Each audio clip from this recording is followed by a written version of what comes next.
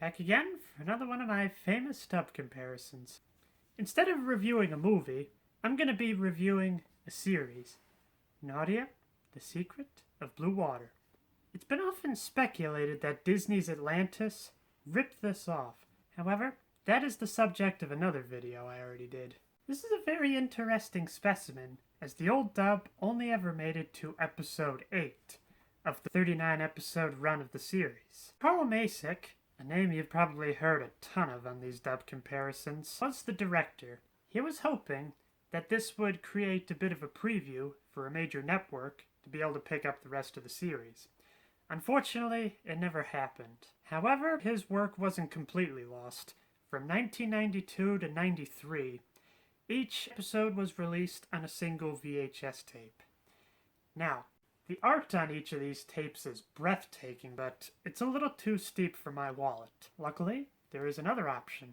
In 1996, Orion Entertainment took all 8 episodes and put them into a 2-volume VHS set. And here they are. As these tapes are a little rare, let's take a closer look. So probably the first thing I want to note that I found kind of funny is the idea that the original 8 episodes were simply released under the title Nadia. Here, they were simply released under The Secret of Blue Water. So, between the two, you have the title of the whole series. So as you can see, the box art is a little simpler than the original releases, but I'm not too concerned about that. Turn it to the side here, and you'll note this number 1 here. There were talks here and there that there were going to be more than just the 2 volumes, but unfortunately, the deal fell through, and the rest of the dub was never completed. That was until 1999, when ADV bought the rights and then did their own dub of it. So as you can see, the boxes here are the same on both of them. It's just the brief description of what happens in each tape that is a little different. But probably the thing I find funny is how so much of both the marketing and even the back of the tape here says timeless animation for the entire family. If you've seen the entire series, you'll be questioning that label a lot. Those are the covers. Figure I might as well slide out the tapes so you can see what they look like. They're pretty much identical, it's just one says Volume 2. Oh, and it says Volume 1.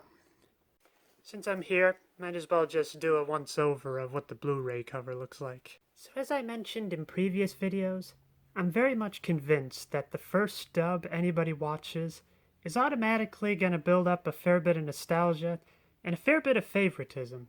So, I want to note there may be a little bias, as the ADV version, which is on this Blu-ray, is the version that I was introduced to the series first. So this is the interesting thing I want to note, is that the tapes, as well as the original dub, only made it to episode 8. And, wouldn't you know it, the first disc ends at episode 8. Coincidence? I think not. Now because this is a more special edition one, there's also this little insert here, which has like concept arts as well as like a lot of other interesting things here and there. A little bit more bang for the buck. We go to the back, and just in case, it's the same on the back of the box as well. And that's the box art. Here's the main thing. Because I'm comparing a series, there's a lot more footage to be able to work with. So, I mostly just went with dialogue-heavy scenes. As such, I might bounce around the story a little bit, so I'll fill you in along the way. I'm going to be talking to the camera as a way to try to litigate copyright issues, which I get the feeling I'm going to be pushing it to the absolute limit this episode. We got a lot to get through, so let's get started. Episode 1, The Girl in the Eiffel Tower. Both begin with a handwritten note in French that is read aloud into English. Do you seek adventure beyond the treacherous waterfalls? Do you seek the mythical being that dwells in this unreachable place? If you do, then you must first find me. Are you adventurers seeking the truth about the mythical being that dwells deep beyond the blue waterfalls named the Perilous? If you are, then you must first find me. To pretty similar sentiment in both, even if the phrasing is a little different. I do wonder, though, did they translate the French to the English, or did they translate the Japanese interpretation of the French to English? Ugh, we have barely even started with the first episode, and already this is getting complicated. After the note, we are given a bit of a preface. It's a little lengthy, so I'm going to bounce back and forth between the two. The year is 1889. Countless ships are being consumed beneath the waves of the Atlantic Ocean. The people whisper in fear about terrible sea monsters. The year is 1889. In the Atlantic Ocean, ship after ship met with mysterious accidents. People laid the blame for these disasters on ancient sea monsters. World powers began accusing each other of attacks, using new secret weapons. It was a time when military tension was building to dangerous levels. It's interesting how the streamlined version has a bit more added to the intro. Both give the year, as well as the threat of sea monsters. The streamline also adds in that line about secret weapons, as well as a lot of nationalism. Really paints a dark picture. However, governments of the world suspect that the ships are victims of secret weapons used by their enemies. The industrial world, meanwhile, strengthens itself with steel. World powers growl at each other over new colonies in Africa and Asia. The threats become terrible warfare. As the 20th century draws closer, civilization grows richer, but the people tremble in fear, and the clouds of a world war darken the horizon. Okay, I take back what I said. Heavy industries, led by steel mills and munitions factories, were expanding. Foreign trade was becoming more and more important. Imperialism in Asia and Africa became a major source of wealth and power.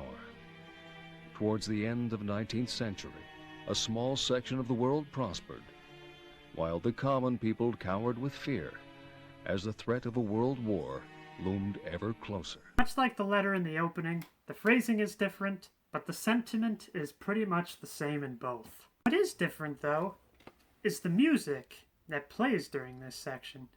In the ADV version, it's a piece that plays throughout the series, but in the streamlined version, this is something that I can't place. Now in the ADV version, this is where the opening theme song would play.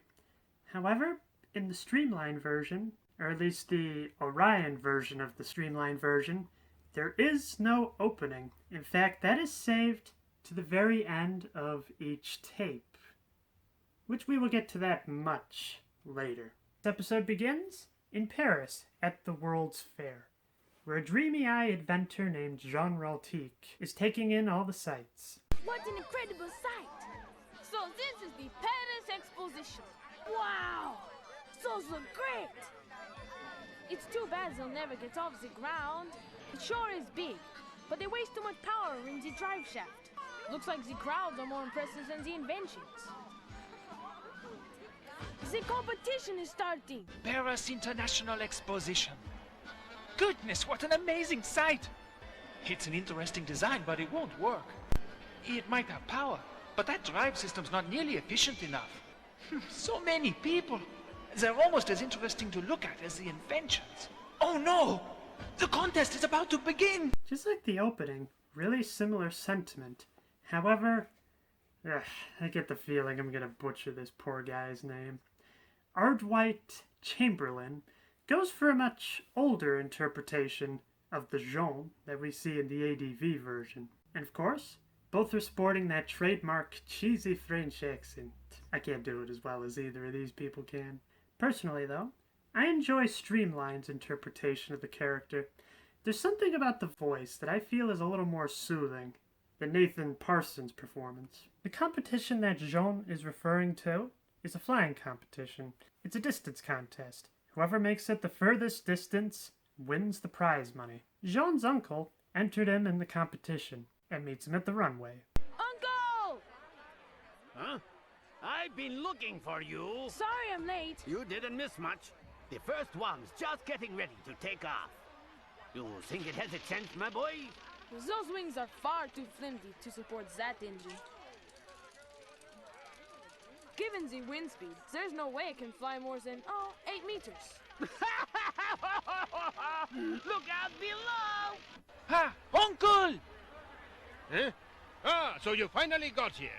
Sorry I'm late. You have managed to arrive just in time. The first contestant is about to take off. What do you think? Can it fly? Not very likely. The fuselage is much too heavy for the wings. And with this wind speed, the rooster on the end of this weather vane has a better chance of flying than he does. Precisely, that's just what I thought. Oh, there he goes.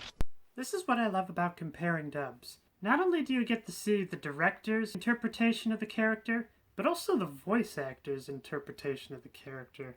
And there's even a third layer on top of that, the translation. So in the ADV dub, the uncle is laughing at the pilot's stupidity, while in the streamlined dub, he actually has a fair bit more to say. The competition goes on with a lot of failures. Since Jean's uncle entered the contest rather late, they have to wait a long time before it is their turn. But they figure while they're waiting, they might as well unload Jean's aircraft from his boat. Did you get seasick during your travel? Yes, but nothing terrible. Well, I'm glad you made it safely, my boy. You did a remarkable amount of work while you were on the boat. Thank you. I wish I could have helped, but you know how I am with watercraft. Don't worry about that, Uncle. Hope you didn't get seasick on the way down from Le Havre. No. Well, maybe just a little. I'm sorry you had to take the trip all by yourself. I wanted to give you a hand with the barge, but you know sea traveling and me don't see eye to eye. Why, just setting foot on a ship makes me ill. That's all right, Uncle George. Boats and ships are second nature to me. I think this is another one of those take your pick. But personally, I prefer the streamlined version again, as it actually mentions Jean's hometown of Le Havre. And the uncle even gets a name, Georges. Speaking of boats, the Americans have commissioned a new battleship to hunt down the sea monsters. Perhaps they'll get the one that took your father. You know his death hasn't been confirmed yet. That's right. I forgot. Speaking of ships, I hear the United States has sent a new battleship to the North Atlantic to hunt down the sea monsters. The ones that killed your father. His death was never confirmed. He could be alive. Perhaps. I hope so. Okay, I feel like the streamlined version did this scene a lot better. Maybe it's just me, but it feels like in the ADV dub, he was part of a nefarious plot to assassinate his father, and he's rather annoyed that anything could have gone wrong. However, here, he has a lot of concern for his brother. Or maybe brother-in-law. It's never really explained how they're related, but still, they're family. I think there'd be a little bit more sympathy other than what we get in this dub. That was the top contender. The grand prize is ours. It is! And by a wide margin, too! It is ours. That prize is as good as ours. We are going to win, Jean. Of course. There was never any doubt about that. Just think of it. I feel like the ADV uncle had the better laugh. Much like before, pretty similar in terms of dialogue. Once we get our hands on that kind of money, we will be able to make all kinds of wonderful contraptions. And my main old wife will finally stop complaining. But who cares if she does, because before we go home, we're going to have some fun in Paris. Ooh la la. 20,000 francs. We'll invent all kinds of things, and if my wife complains and tries to order me around, I won't even listen to her. And before we go back to Le Havre, we'll spend a week in Paris. I'm going to visit every night spot in town. I go out every evening and dance till dawn. Okay, now there's definitely a difference I have to talk about. So in the ADV dub, Georges almost makes it seem like the money is to make the ant shut up about wasting his time with all these frivolous inventions. And in the streamlined version, it's more the idea that he's going to be a wealthy man, so he doesn't really have to care what she says anymore. Still, it seems a little odd in both versions to be able to say this to your nephew about your aunt. We can finance an expedition to look for your father. Then you'll discover many pretty girls that would like to meet a rich young genius like yourself. Always remember, you only live once, Jean, so we have to make the most of this opportunity. Could spend the time looking for your father. On the other hand, you could start looking for a girlfriend. You only live once, Jean, so you've got to learn how to make the most of it. I like the interpretation of the streamlined dub here. So, in his father's absence, Georges is really taking his place. And, much like a lot of other fathers at the time, they want to see their child get married and have kids. And the first step on that way is to find a girlfriend. So, to me, the streamlined version takes it. Much like the ancient call to the siren, Jean is immediately drawn to this mysterious girl and attempts to woo her. Unbeknownst to both of them, though, there's a group of crooks ready to plan out their next move. I found her at last. It will be mine by tonight, so make sure you don't lose her. Right! If my guess is right, she'll go to the tower. It's her, all right. And now that I've finally found her, you two better not lose her, understand? Right! She's headed for the Eiffel Tower. Let's join her, shall we? All in all, pretty similar again.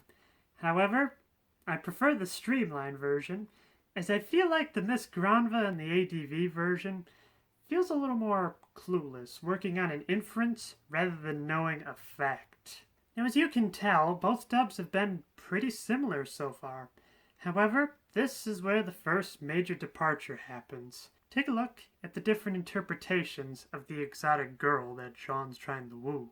France, Spain, Italy, Egypt, Africa. King, do you think I was born in Africa like you were? Or is it someplace we haven't even thought of yet? But I don't suppose you would know, would you? Just over that horizon lies Spain, and Italy, Egypt, and Africa. Oh, King, I wish I knew where I came from, where I was born. I wonder if I came from some place in Africa like you did. No, I don't suppose you'd have any way of knowing either. That's right. She has a French accent, just like Jean. It could be me, but I feel like both interpretations work. In both versions, Nadia lives at the circus.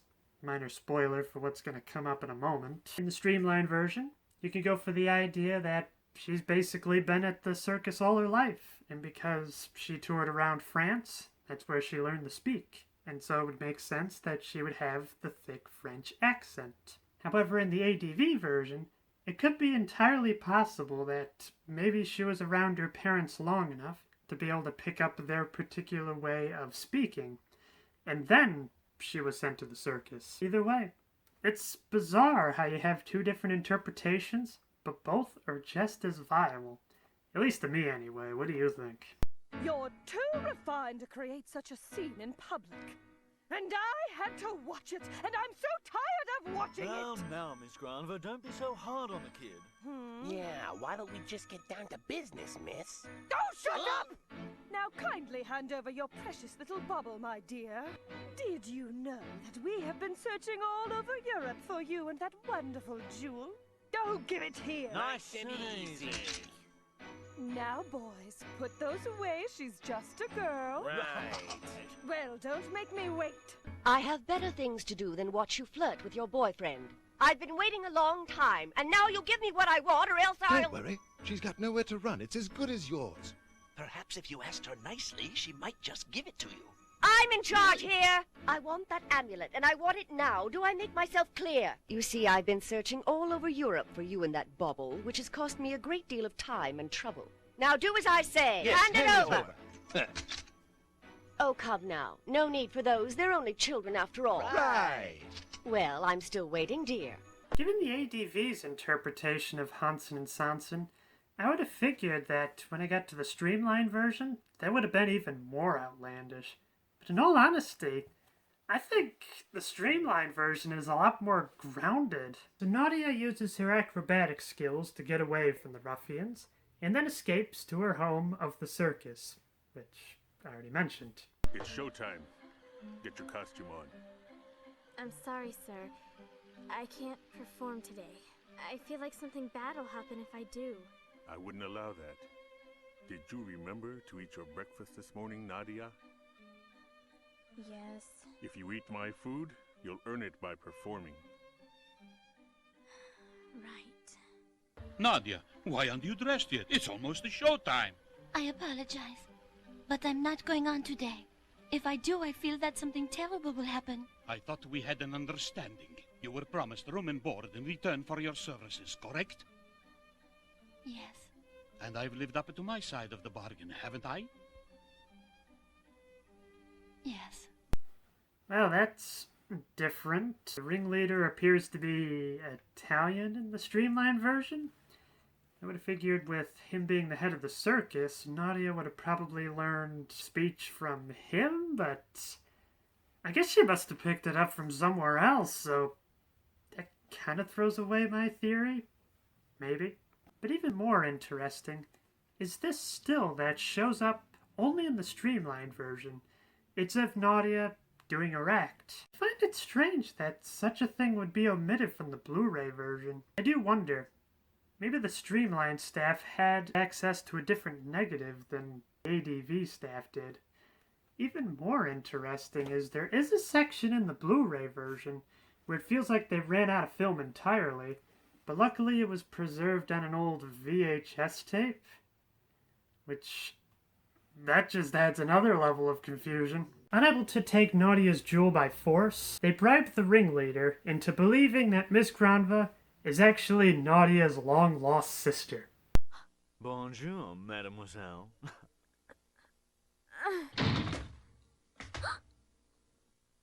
Well, she is your sister, right? Don't you remember your dear Grandis Granva? I've looked all over for you. Isn't it time we went home, my dear sister? Well, good afternoon, my dear.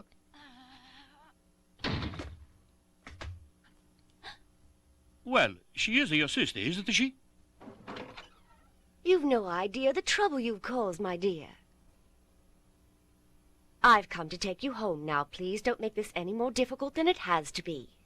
Practically identical, just different interpretations of the characters. Now, I'm gonna skip ahead to when Nadia and Jean escape their captors and start heading back to Le Havre. Are you warm enough? Yes. What is your name? Didn't I introduce myself? I'm sorry, but I've forgotten it. It's Jean, and try not to forget that. Thank you, Jean, for rescuing me. Are you sure you're warm enough? Mm-hmm. What's your name? I told you, don't you remember? I wasn't really listening to you then. My full name is Jean Cocteau Tigue. Thank you, Jean, for everything you've done.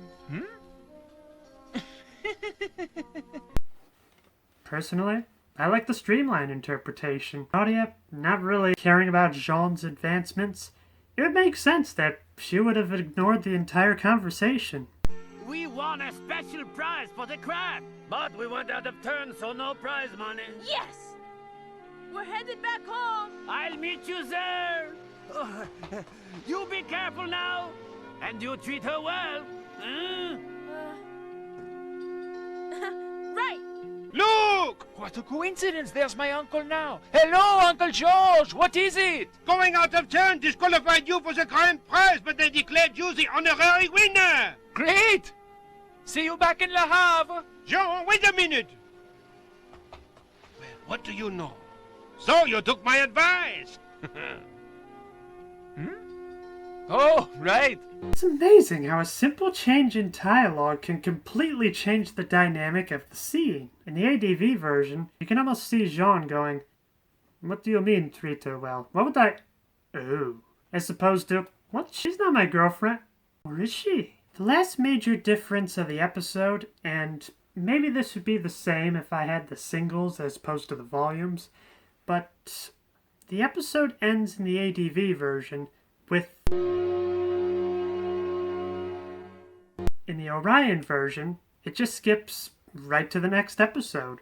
However, it is important to note that at the very end of the tape, you get the famous "to be continued." But notice that it's without the subtitle.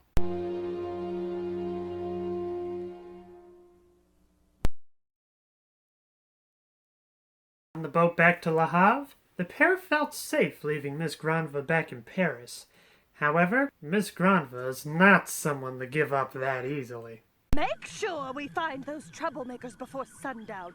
Let's finish this as quickly as possible. Just leave it to us. Few things are more humiliating than being outwitted by children. If we go a bit faster, we might find the girl before she disappears again. We must catch up with those delinquents before it gets dark. Right, full speed ahead. Since they refuse to understand that I always get what I want, they'll have to learn the hard way. It's fun how both want the revenge, but for very different reasons.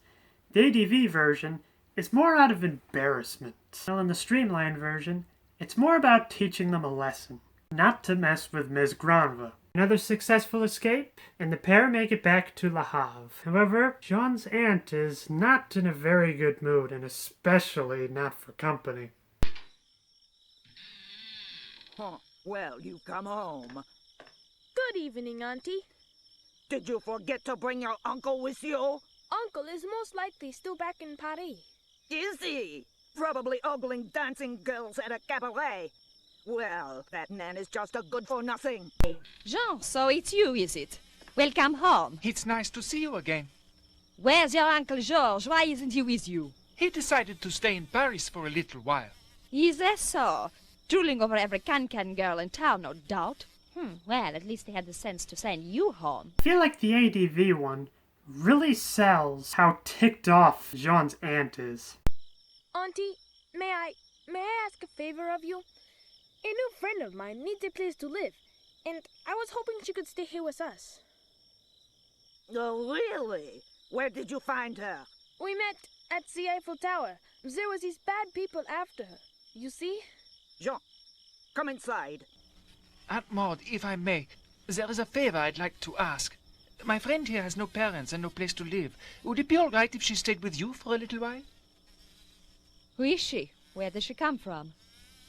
I met her in Paris, where some people were chasing her, and she had nowhere to go, you see, so I brought her here. We'll talk inside. Once again, I love how the streamlined version actually gives these minor characters a name. Jean Rockwell-Teague. Please, do you expect me to take in a stranger? Did you notice her skin? And what's that mangy animal with her? Who knows what trouble she'll cause? Now, you listen to me, Jean. How dare you suggest that I take a total stranger into my home? And a colored girl, no less, with some kind of wild animal in tow. One problem after another, or now this. So it's pretty obvious that Aunt Maud doesn't want another mouth to feed. However, the idea of Nadia having darker skin just makes the situation even worse in her eyes. To which, I think the streamlined version handled this better. Given the time period, I feel like her vocabulary matches more like how people would have spoken back then. Although I get the feeling back in 1889 there would have been some more coarse language. Moving on, the pair decide to take a bit of a walk to Jean's house, where, after a good night's sleep, they share breakfast together. This is quite a collection. You have this entire house all to yourself? Well, my father is a sailor, and he never knew whether he'd be lost at sea. He wanted to be sure I'd be well taken care of, so he left some extra money with my uncle. And Uncle let me use some of it to build the workshop I always wanted. This is quite a collection. Thank you. Such a big house, and you live here all by yourself? Yes, but I'm used to it. For as long as I can remember, I've never had very much company.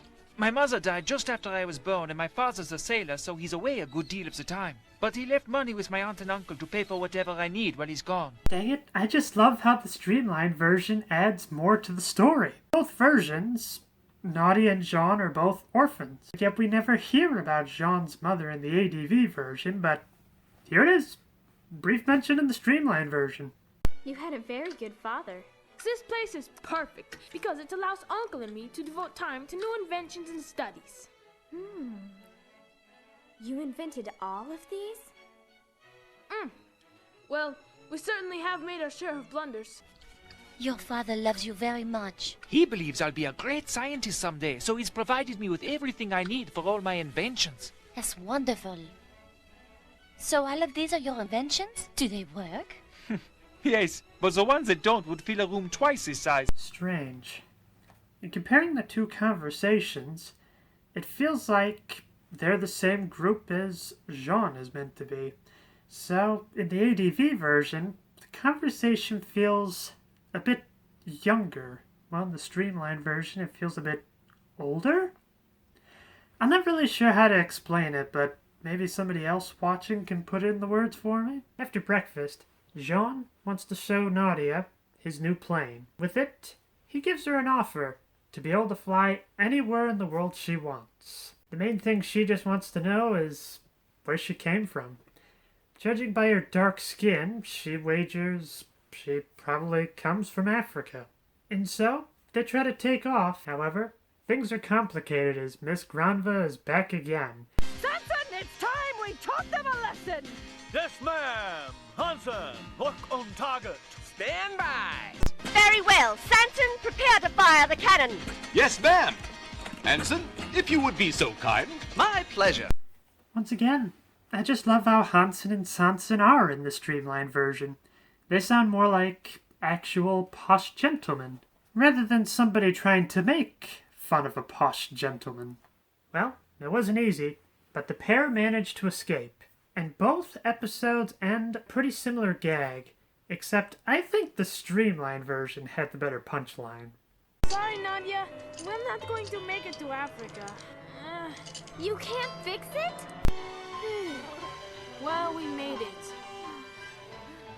How long will this thing stay afloat? Oh, don't worry. It will float long enough for help to arrive. I planned for this possibility. We are going to stay nice and dry.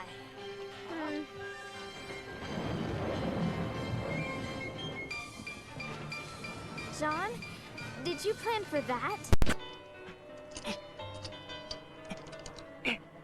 There's nothing you can do? I'm afraid not. Whew. We're safe for now. How can you say that we are safe when we are about to sink? You needn't worry. This aeroplane is nearly unsinkable. Unless there's a gigantic storm. I promise you won't even get wet. You mean a storm like that one? Jean, what are we going to do? Adrift in the middle of the ocean, the pair try their best to bail out, but unfortunately the rain is filling up the airplane, or aeroplane if you prefer. As luck would have it, they run into a battleship on the hunt of the legendary sea monster. Ship sighted! Dead ahead! Ship in distress! Where? Full stop. 15 degrees to port.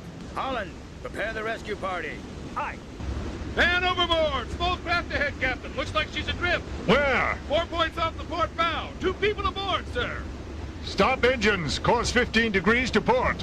Rescue those 2 survivors, Mr. Holland. Aye, sir. Pretty similar in both. However, I think ship sighted makes a lot more sense than man overboard in this context. Ahoy! Are you the only ones aboard your vessel? Yes, we are 2 children and a lion. Understood. Can you maneuver your vessel closer to the ship? Yes, of course. That's a funny-looking boat you have there. It barely looks seaworthy. Well, it's not. It's an aircraft. Aircraft? Then shouldn't it be flying up in the sky? Ahoy! How many are aboard? Just the 2 of you? Yes, just us. Oh, and a small lion cub. Are you 2 in good enough shape to make it over to the ship on your own? Yes, of course we are. That vessel doesn't look very seaworthy. Just what kind of boat is that, anyway? This isn't a boat. It's an aeroplane. Airplane? You mean that you 2 actually flew in that thing? Will blow me down. Okay, I can't let that Popeye reference go. It just feels a little too much like breaking the fourth wall to me. As you were, my boy, as you were. Aye. Welcome aboard the Abraham. I am Captain Melville.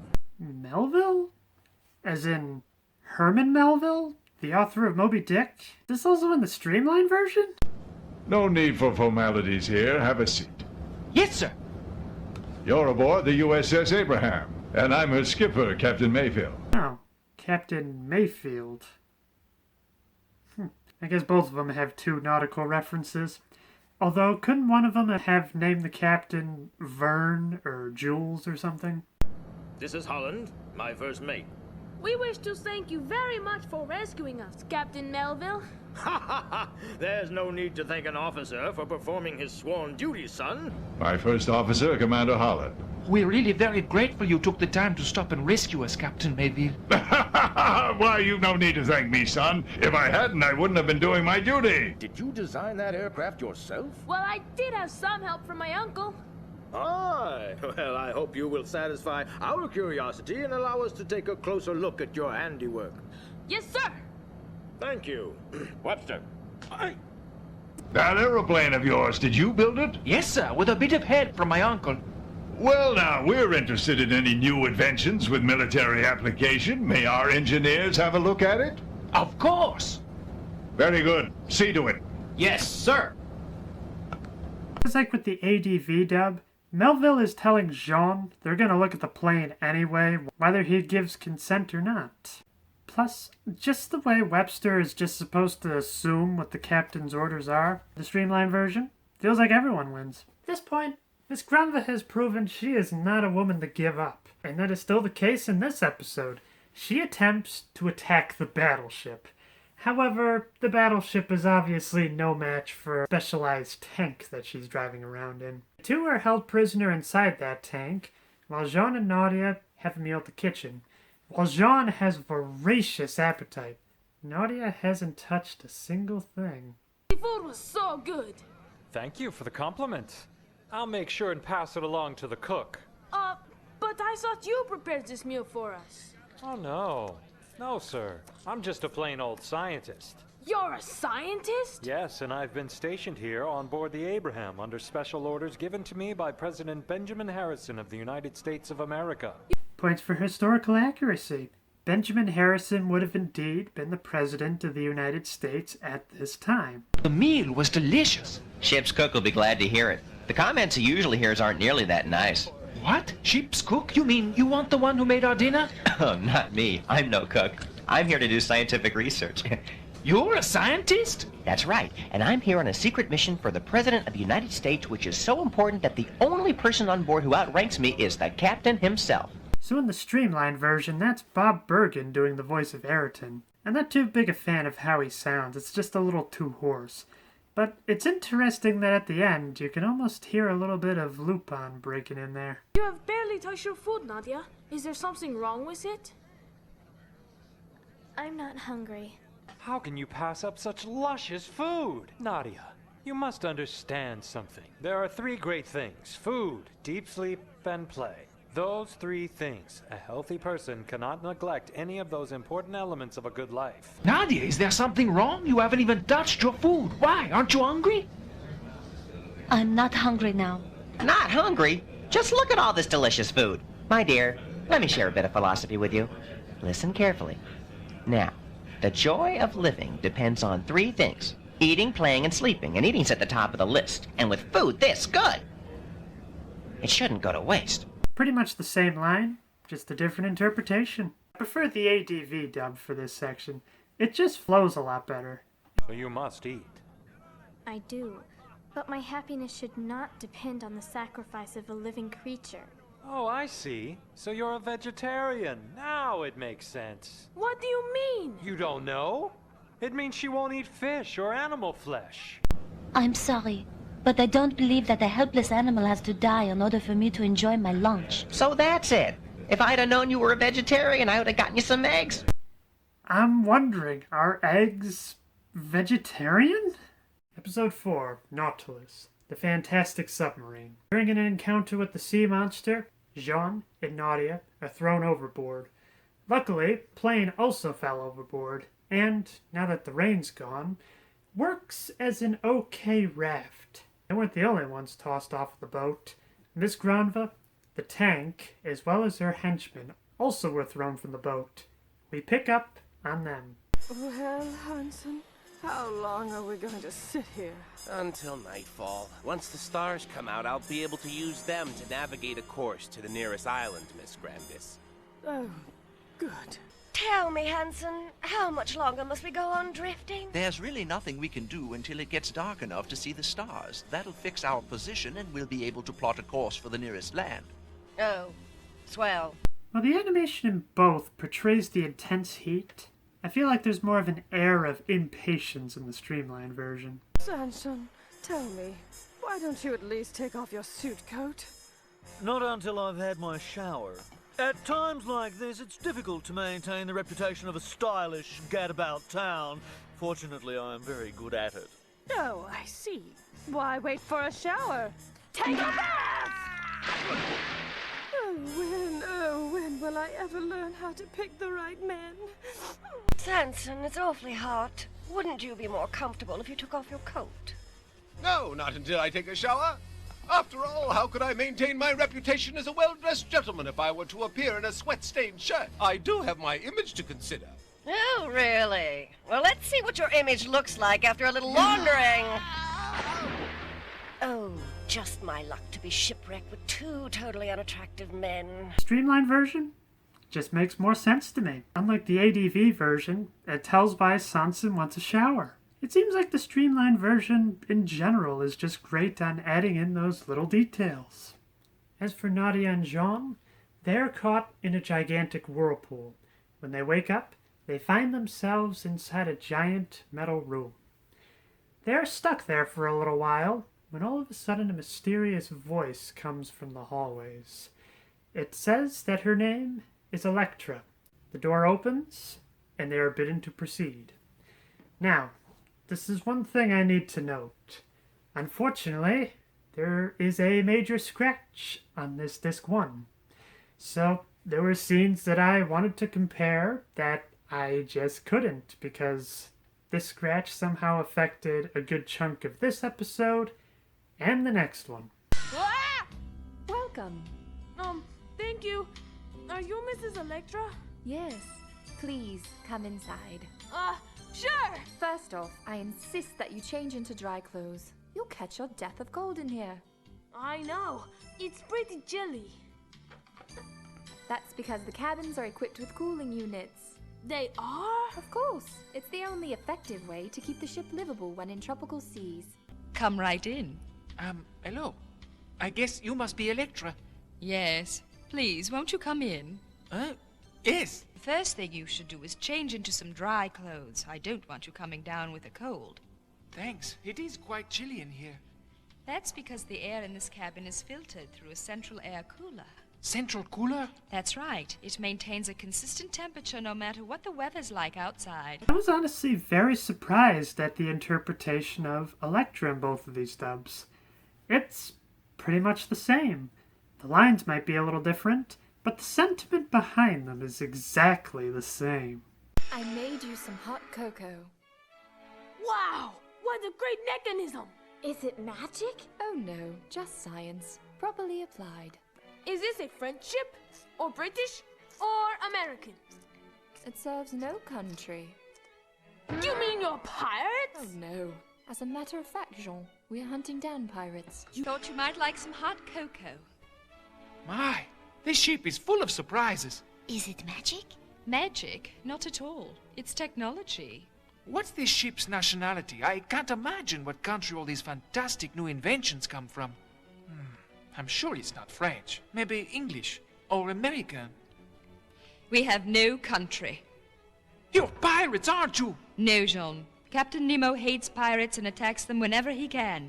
I somehow figured in one of these dubs, instead of serving hot cocoa, she would have been serving some sort of tea. But that's not the case. It's the same.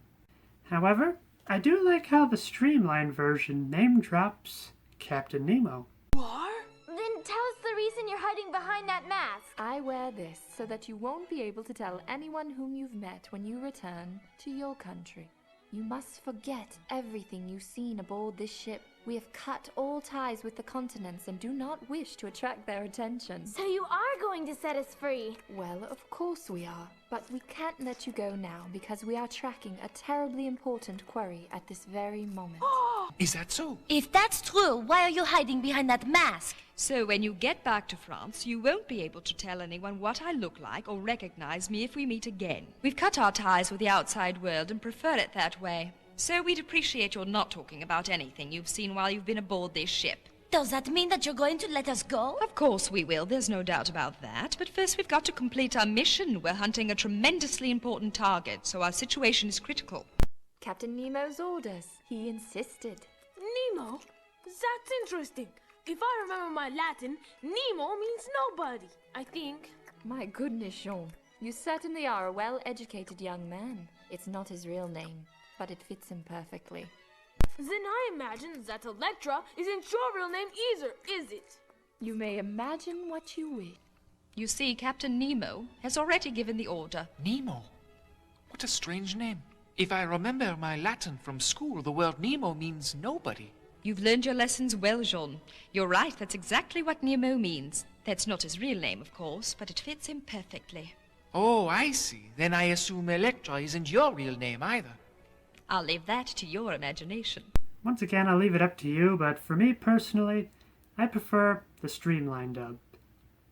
I like that Jean is a lot more confident in his Latin, and a mission makes a lot more sense to me than a query. Here's a fast fact for you. In the streamlined version, Captain Nemo is played by Jeff Winkless, who also played Mushka in the streamlined version of Castle in the Sky. As I was looking up the names of all the actors that did the streamlined version, I was honestly kind of excited to hear Jeff Winkless again. I was a little confused at first, because I would have figured they would have cast Jeff Winkless as the big baddie. We'll get to that soon enough. But at the same time, I could hear his interpretation of Nemo turning out perfectly, which is good, because I feel like he could have did a lot better in the streamlined version of Castle in the Sky. But once again, that's a whole nother video. Captain, please come to the bridge immediately. Have you located it? We have propulsion noise ahead at 2 o'clock. Pinpoint it. Aye. Target pinpointed. Bearing 32 degrees. Distance 9,200 meters. It's one of Gargoyles. Its speed? Approximately 8 knots and moving towards us. Do you think they know where we are? Impossible. Any search signals? Negative, sir. Captain, please come to the bridge immediately. Have you located it yet? Yes, sir. I'm starting to hear engine sounds at 2 o'clock. Pinpoint coordinates. Aye, aye, sir. Target at 9,200 meters, course 32 degrees. A Gargoyle-class submarine, sir. What speed? 8 knots, sir. And they're headed straight for us. Do you think they know we're here, sir? A possibility. Any search signals? None that I can see. Just like Electra, I find it amazing how they're practically the same in both interpretations. They even have the same odd manner of speaking. I'm no linguist, so what kind of accent do you think this is supposed to be? Shall we attack it, sir? No, we will hold back. Let us follow their course at 5,000 meters. Aye. This time we shall find Gargoyle's base port. We must be close to it by now. Shall we attack, sir? Not yet, Electra. We'll follow them from a distance of 5,000 meters. Right. This time we're going to locate their headquarters. I'm certain it's somewhere nearby. Distance? 8,800 meters, sir. Right. We should try to make ourselves a less tempting target for their sonar. Aye, sir. Engines to full stop. Commence silent running. Engines to full stop. They may fire on us. Commence defensive measures. Defensive measures have been implemented. Go to dark. 5 minutes to contact, Captain. Range? Approximately 8,800 meters, sir. Right. We mustn't let them detect us with their sound sensors. Rig the ship for silent running. Aye, sir. All engines stop. All hands rig for silent running. Cutting current to all engines, sir. Activate defenses against torpedo attack. Aye, aye, sir. Standard defense sequence completed. All secure. Turn off the lights. Now that's interesting. The chief engineer is Scottish in this version? What is he doing now? Distance is 7,500 meters. No change in bearing or speed. Their speed is quite low. Yes. The warship may have damaged them, or it could be a trap. 7,000 meters and closing. What action is he taking now? Range 7,500 meters. No change in speed or direction, sir. Why such a low speed? They may have sustained damage in their attack on the battleship, or it may be a trap. Closing to 5,000 meters. I love how in the streamlined version, they're whispering. It really heightens how intense of a situation it is. And plus, it would make sense. There's another ship going overhead, and any single bit of noise could be enough to ruin their camouflage. They've released depth charges on top of us! Engines to full. Start rapid ascent.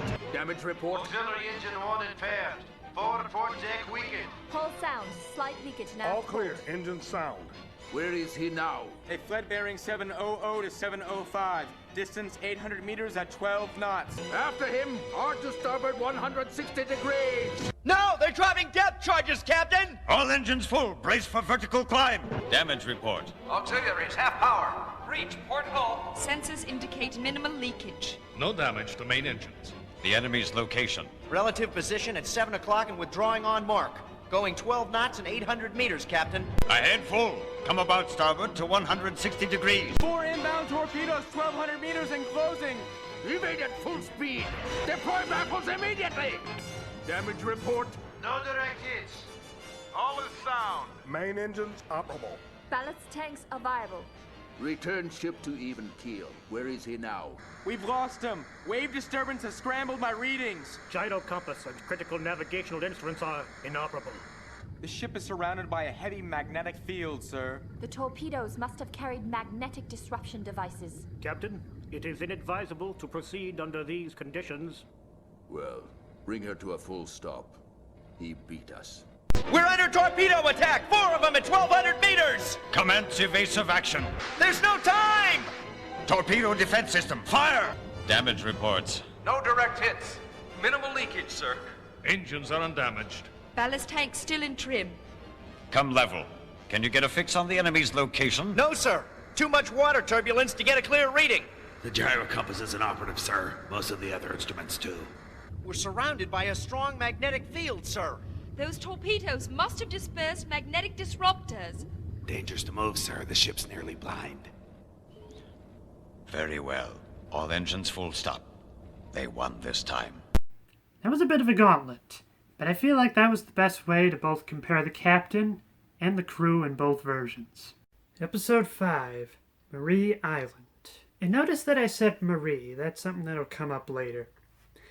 So, with the threat of the garfish gone, the Nautilus is able to surface, and Jean and Nadia are free to go.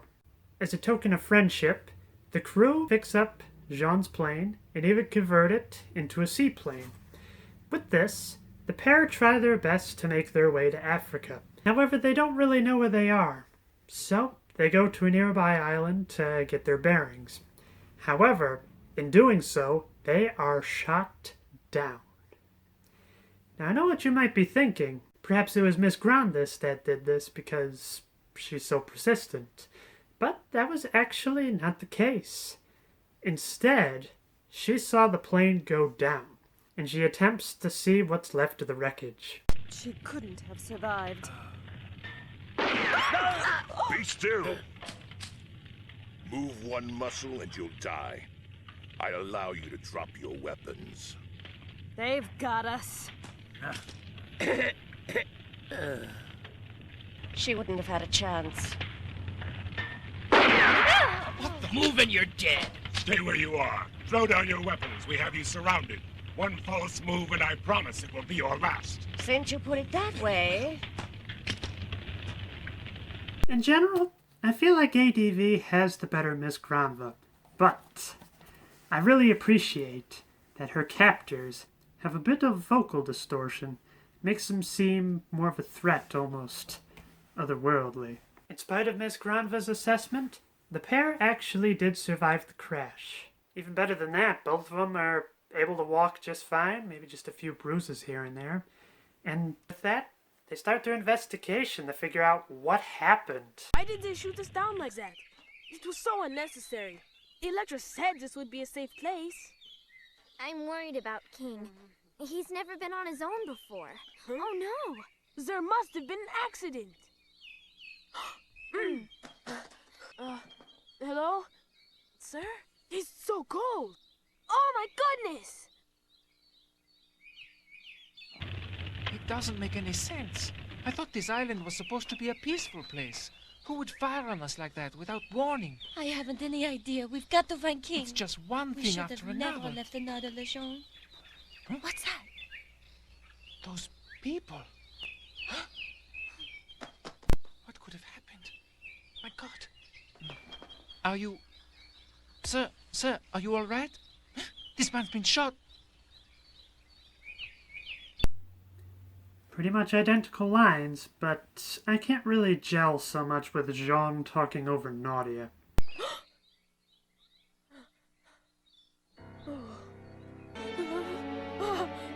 He's been shot!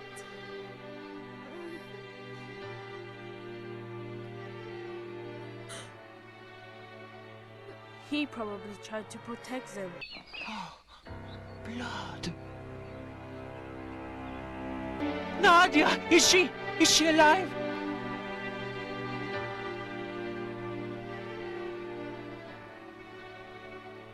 The dog, too.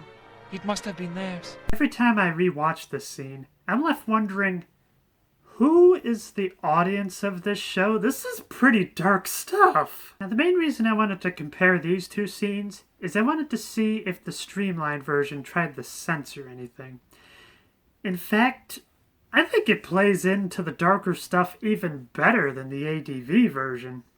Now that I've potentially traumatized all of you, let's continue this scene, as it does actually get a little better. Hey, Jean! She's alive! Huh? What? Someone is coming this way!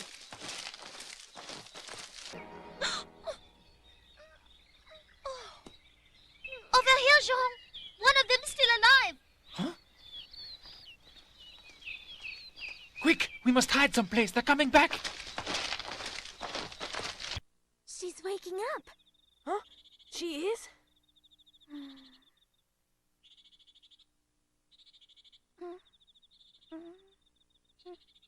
Mama? My name is Nadia, dear. My friend's name is Jean. Who are you? Marie! Jean, I think she's waking up. Ah, at last.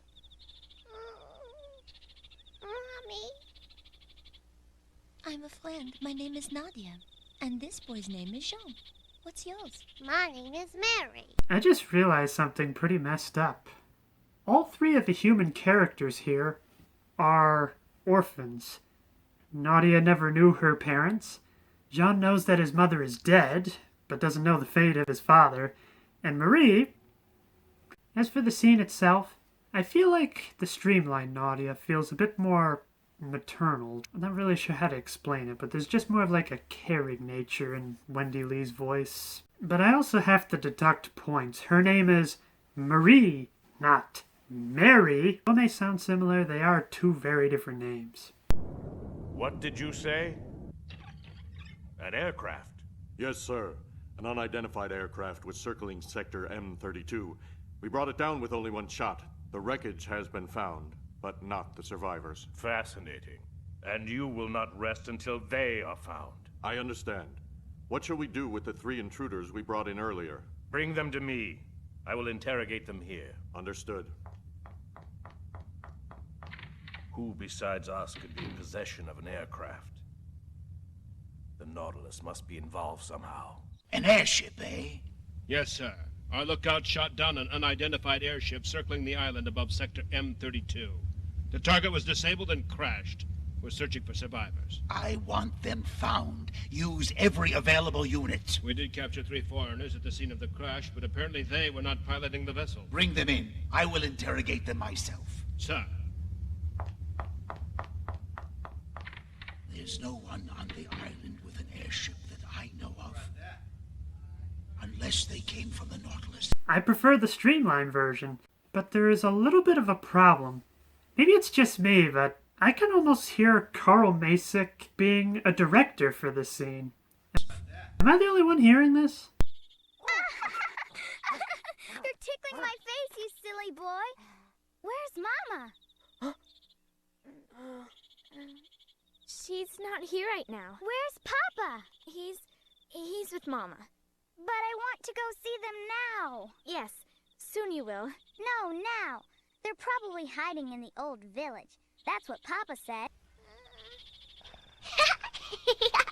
That tickles. What a silly little lion. Is Mommy here? No, she's not, Mary. Where's my dad? He's not here either. Where are my daddy and Mommy? Let me see them. No, you can't see them. Why not?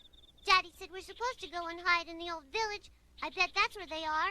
Once again, I think the streamlined version is a lot more tragic. Marie tells them about a secret village, which they all decide to regroup there, as these weird masked people probably don't know about the place. While they have a minute to relax, they talk.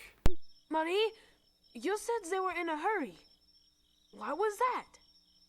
Don't know. I was sleeping and Mama woke me. It was really early. I thought she'd take me to the bathroom. Mary, you said that your parents wanted to hide. From what? Can you remember? I don't know. Mommy woke me up when I was asleep. I thought that it was breakfast time. But Mommy and Daddy said we had to hurry.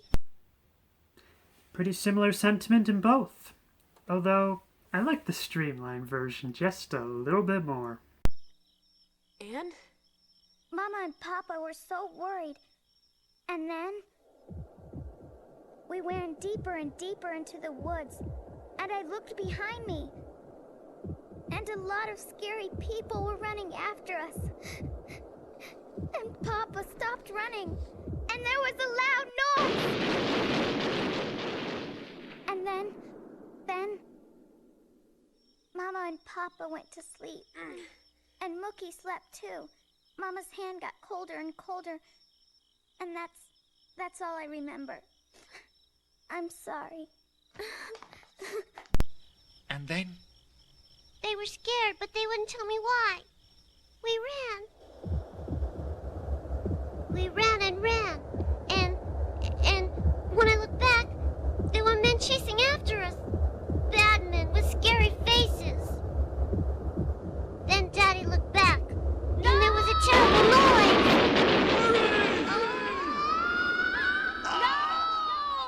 And Mommy and Daddy went to sleep. And Mookie, too. I don't remember anything after that. Except Mommy's hand got so cold. And I couldn't wake her up. Oh, baby. It's all right, Mary. It's all right.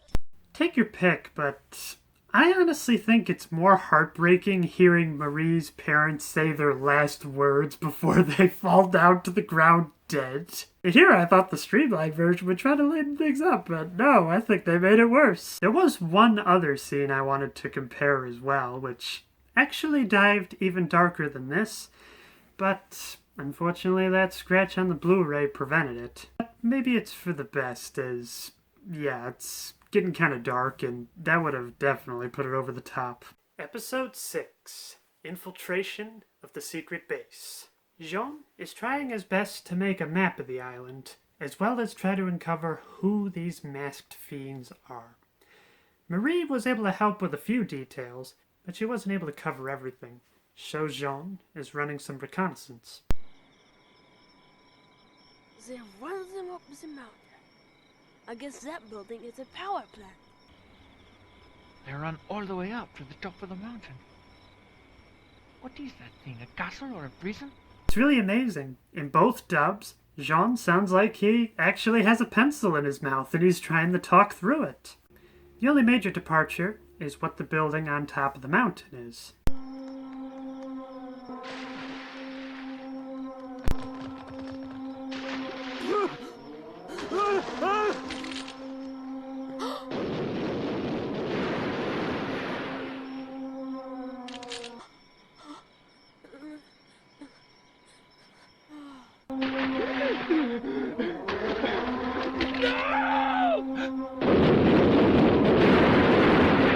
Once again, I feel like the streamlined version really sells the peril that these characters are in. At the same time, I feel like the ADV version really shows the emotional toll that all this death is having on Jean. Right, well, let's follow up a disturbing scene with a creepy one. Yellow one, white one, red one. Don't you love pretty flowers, King?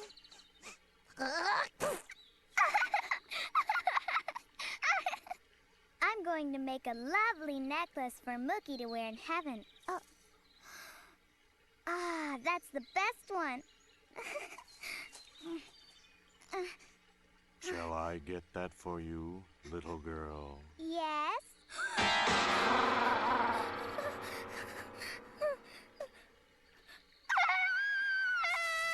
Yellow ones and white ones. Just look at them all. Look at King. Aren't they beautiful? Oh. I'm going to make Mookie a pretty necklace for him to wear in heaven. Oh. There's the prettiest flower of all. Looks like you could use some help. Shall I get it for you, little girl?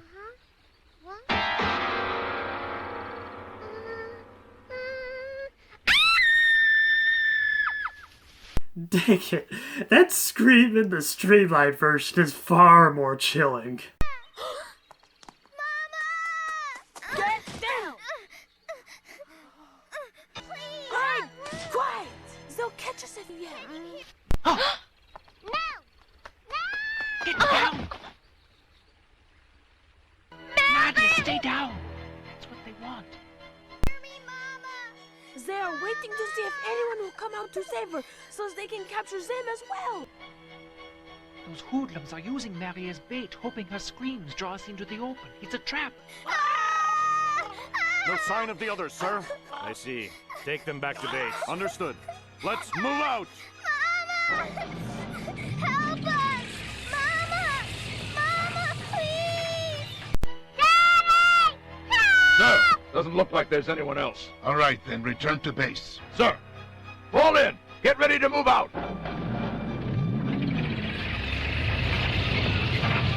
I feel like ADV at least had the right idea with having Marie whimper when she wasn't on camera. So, I love how Marie starts screaming for mommy first, and then when she doesn't show up, she cries for daddy. It makes it feel a lot more tragic to me. Well, that's all I've got for this episode. Episode 7, The Tower of Babel.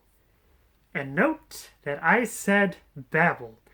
This is what the streamlined version was able to get right consistently. But the ADV version keeps referring to it as the Tower of Babel. But enough of that. When I'm over here, that's me recapping the story so far. So through Jean's investigation, he is able to find that this island is inhabited by a cult known as the Neo-Atlanteans. Their high priest simply goes by the name of Gargoyle. The pair are nearly caught by the Neo-Atlanteans, but before capture, Nadia gives Jean her necklace, known as the Blue Water. Jean is able to escape, however Nadia is facing an intense interrogation from their evil leader, Gargoyle. Now this right here is one of the other major departures of the two doves. It's been so long, Nadia. I never thought we would meet again. I've never seen you before in my life. You wouldn't remember. You were still a baby then. It's understandable. Wouldn't you like to know when we first met? So that's the ADV interpretation of the character. Check out the streamlined interpretation. What a delightful surprise, Nadia. I never imagined we'd be meeting again. I don't know what you're talking about. I've never met you before. Your misgivings are understandable considering the circumstances. After all, it was a long time ago and you were only a baby. I'm sure you'll be surprised when you learn what it was that we met. That is a very big difference in interpretation. The ADV version comes off as a master of emotions. In getting rid of this vulnerability, he is immune to begging or groveling of any kind. To me, the streamlined version comes off a bit more as like a caged animal. While he tries to keep the beast tamed, there are still times where it takes over. I feel the rest of this scene really plays up to the strengths of both of these gargoyles. Now then, where is the blue water? I threw it into the ocean. Oh? Don't you care what happens to them? I told you I threw it away. Your threats can't bring it back. They have nothing to do. Now tell me, where is the blue water? I threw it into the ocean. Oh, really?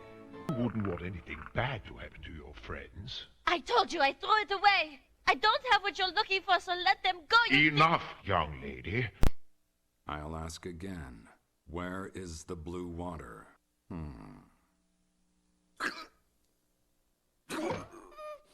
Don't allow your stubborn nature to cause another death.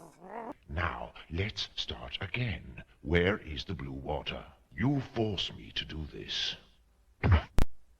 As you can see, it's a deadly game you're playing. Mary, I'm so sorry. If you hadn't lied to me, that man would still be alive. You killed him. Enough! Stop it now! You monster! I'm warning you. Let Mary and King go this very instant, or I swear you'll live to regret it. You must be insane if you think I'd really tell you where the blue water is. I think it all depends on which interpretation you like better. Do you like the soft-spoken menace? Do you prefer a villain on the verge of snapping in any corner? You beast! Stop it! You murder so casually. God will never forgive you for what you have done. I won't tell you where it is, no matter how many times you ask me. Your angry words have betrayed you. Tell me where the blue water really is. She is a lovely child, isn't she? Why do you want to be responsible for her death? I'll never tell you, no matter what Your friends might not take kindly to your lies. You are lying, aren't you, Nadia? Lying is a sin, and sinners must be punished. Strange the way the innocent must sometimes suffer for our sins. Now this series has multiple references to the Bible, but I find it so interesting that in the ADV version, Nadia says that God will not forgive him for killing so carelessly. However, in the streamlined version, it's a completely different interpretation, with Gargoyle saying that Nadia is lying, and lying is a sin. You call me a beast? Yet you're willing to trade her innocent life for a piece of jewelry. Is the blue water really worth that much? You will regret this forever. You are forcing me to do this, Nadia. Your finger will be pulling this trigger as surely as mine. The poor innocent child. Is the blue water really worth her life? The decision is yours. Please wait. I'll tell you. Where is the blue water? John, the boy who brought me to this place is holding it.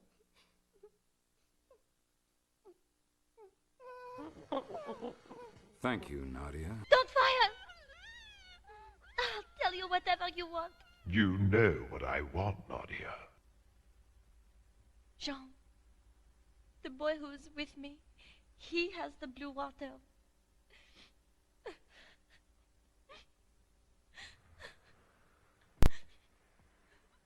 That wasn't so hard now, was it? Perhaps it's just me, but I feel like Nadia whimpering over there in the corner makes sense. She's been through quite an ordeal, and it's perfectly understandable that her emotions would be so raw at this point. We jump to Miss Granva and her goons. One of them to cooperate with the Neo-Atlanteans, so they were sentenced to hard labor. That's what happened in the last episode. However, they tried rebelling against this manual labor, and were then sentenced to prison. You've gotta listen to our hearts and let us go. You'll be given all the comforts that we bestow on every resident here. We'll do all that we can to see that you turn out just like your neighbor. Have a heart. We don't deserve this. We need fresh air. Calm down. Try to relax like that fellow over there. You see? His troubles are over. No! Please! Cry all day if you want, but I'd save my energy if I were you. Listen to them. What a bunch of cowards. They're really pathetic.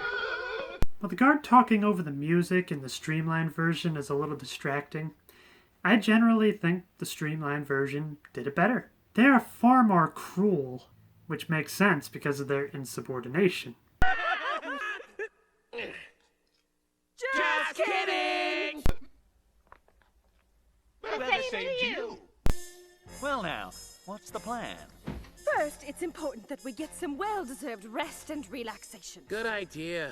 All that awful manual labor wore me out. Now then, what's the plan? I don't know about you two, but I plan on getting a bit of rest while I can. Good idea. I'm not used to all that manual labor. It tired me out. And it almost mussed up my beautiful hair. Let's wait until dark to make our move and sleep in the meantime. Okay. Me too, to say nothing of what it did to my hair. What a mess. We can't do anything till it gets dark, so stop jabbering and get some sleep. Right you are. Similar sentiment, although it's quite difficult to realize what they are saying in the streamlined version. In fact, here's a little bit of a flex. Both of these tapes have closed caption. I actually had to rewatch the episode again with the closed caption on to actually realize what they were saying. So in case you're wondering how the subtitles appeared on the TV. While captured, Gargoyle shows Marie, King, and even Nadia his secret garden. So you're pleased with my garden in the sky? This represents the apotheosis of Neo-Atlantean science. Science? Correct. Every tree, every flower, every blade of grass you see was created by us. So, I take it you approve of my little garden. This is just one of the many achievements of Neo-Atlantean science. You mean... We have created all that you see here. The flowers, the trees, the grass. Best of all, we have designed them to be immortal. Their beauty will never fade or fall to the season's brutal whims. Neo-Atlantean science has improved the defective craftsmanship of the originator. We have mastered the technology to become the creator of all things. We are the new gods. Such arrogance. What's more, they will never die. These flowers can defy the seasons. Their beauty is eternal. We have improved upon nature itself. We have achieved the power of creation. Science has given us the ability to change the world, to change ourselves into gods. You claim divinity? It's a really close script. And once again, I just find it amazing that it's two very different interpretations of the character, and yet they both play into it. With ADV's Gargoyle, he sees how others can enjoy the beauty, but unfortunately for him, it's rather lost. Just sees it as another step in his long-awaited plan, which is in contrast to the streamlined version. That Gargoyle very much appreciates the beauty of the garden, but is angered when Nadia looks down on it, as Gargoyle sees it as something that was created by a god, himself. There is one last Gargoyle scene I want to show, and that is him addressing his disciples. My dear colleagues, the day we have worked toward for so long has finally arrived. Tonight, the power of Atlantis will rise again! After 12 long years and an enormous expenditure of funds, our plan has finally come to realization. It is my unparalleled honor to share the fruits of our labor with you here tonight. Comrades, the moment we have waited for so long has at last arrived.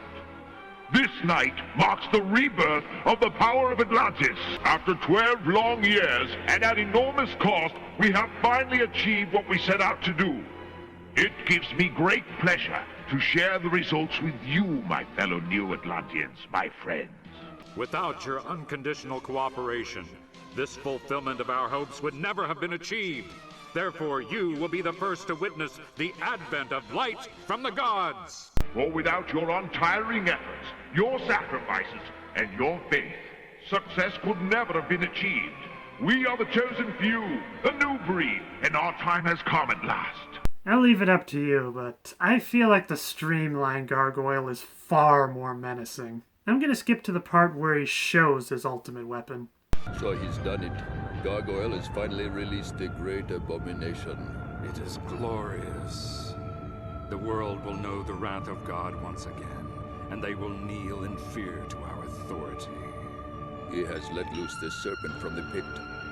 The world may not survive. Heaven help us. Gargoyle must have finished his infernal Tower of Babel. Now humanity will worship us as gods, for we have unleashed the fires of heaven, and the day of judgment is at hand. It's the devil's work that madman has loosed upon the world. The fires of hell. It's interesting how both versions use juxtaposition.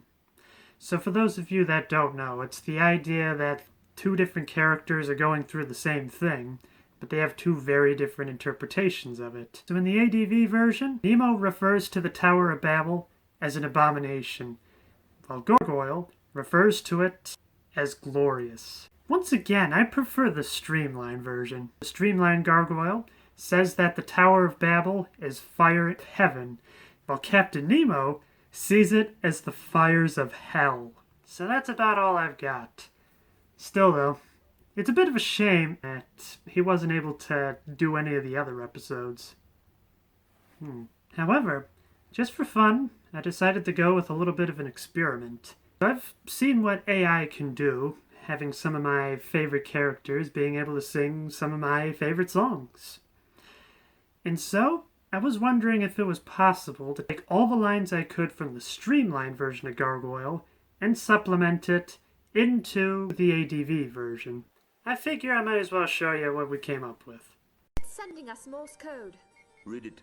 Aye, to my dear friends aboard the Nautilus. I hope you are enjoying the bounty of my technological genius. I apologize for delivering these mines to you without knowing if they would remain stable. Sure, you are honored to be the proving ground for them, however. The current shall reverse in 3 hours and 10 minutes. Perhaps that will give you time to remove them. Let's hope so. A word of advice, dear friends. The mines are designed to detonate on contact, or with the slightest pressure or magnetic field alteration. As always, you are in my prayers. We are ready to test the weapon. This is the technology that brought down the walls of Jericho. Yes, Nemo, please accept my invitation to hell for you and your pathetic crew. Unfortunately, he has a very unique voice that it's even difficult to replicate in AI. So as you can tell, this has been a pretty long video. I could have made it even longer actually because, well, I completely skipped out on episode 8, and there were a few episodes I was very relaxed on the details with. So if there's any other scenes you were curious to see how they played out in the streamlined version, let me know in the comments. But here's the last thing I will end with. The end credits of the streamlined version. Essentially what they did was they took the original anime intro, but they superimposed the English text on top of it and played it at the end as opposed to the beginning. I can't imagine there's a whole lot of people that have seen these credits roll, so I'm going to show that here. The main thing to note is I'm sure the theme song is copyrighted, so I'm going to go for a piece that hopefully shouldn't cause any troubles.